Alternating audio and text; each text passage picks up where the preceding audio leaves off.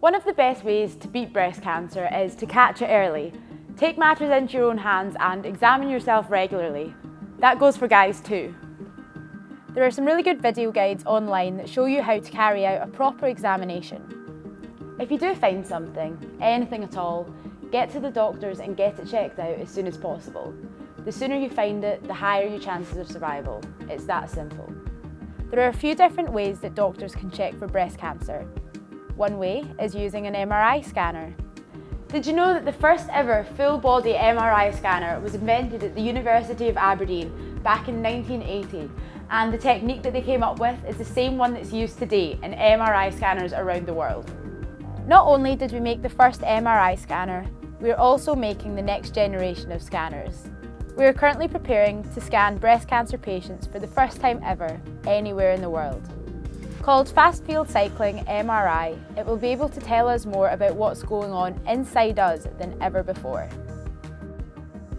So at the University of Aberdeen, we're still working in MRI technology. We're developing the next generation of MRI scanner, which is different to existing MRI scanners in that our scanner can be switched to a whole range of different magnetic fields, whereas conventional MRI scanners only work at one magnetic field strength.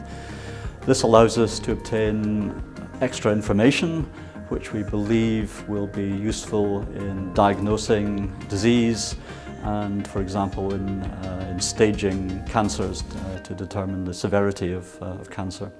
So in breast cancer, we already have some pilot data, some early data, not from patients yet, but from tissue that has been removed surgically from patients who had to have breast cancer surgery because of their cancer.